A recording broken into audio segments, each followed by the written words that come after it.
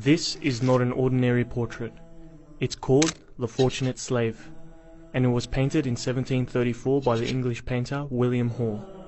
On the surface, it might look like a typical English painting, but what's really special about it is that amongst all the paintings of famous English men and women of the 18th century, this is the very first in which the subject is black. And once you know the story of its subject, Eiyuba Suleiman Diallo, you'll see what makes this painting extraordinary. Born and raised in eastern Senegal to a prominent Muslim family, Diallo was known for his great intelligence and memory from a young age. By the time he was 15, he had memorized the entire Quran and familiarized himself with the Maliki school of Islamic law. Unfortunately for Diallo, his life quickly changed, from one of study and scholarship to the horror of slavery.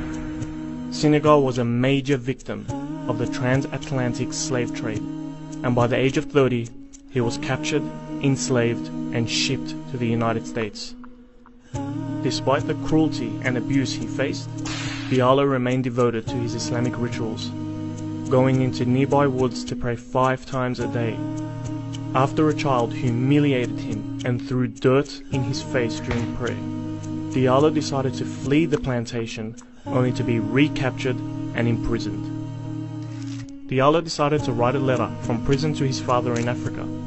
This letter was intercepted by James Edward Oglethorpe, the director of the Royal African Company and the founder of the American colony of Georgia. Upon reading it, Oglethorpe wrote that he was touched by Diallo's words and arranged that Diallo was to be freed and sent over to England.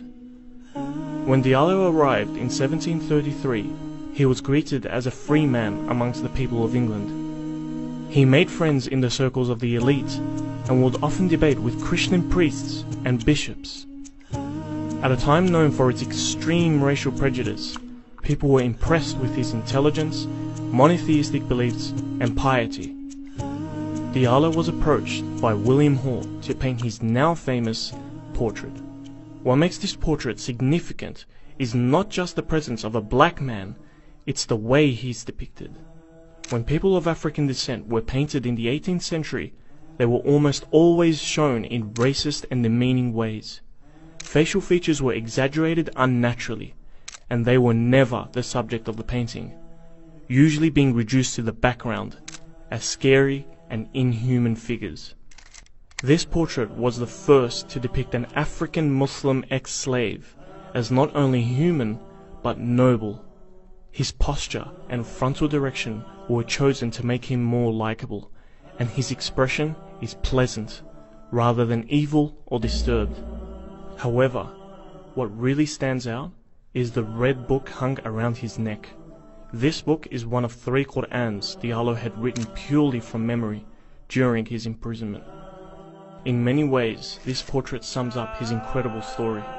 A profoundly religious West African man, enslaved and abused, who won respect and freedom from a society that believed he was inferior, and who throughout his years in slavery never lost pride in his identity as a black Muslim.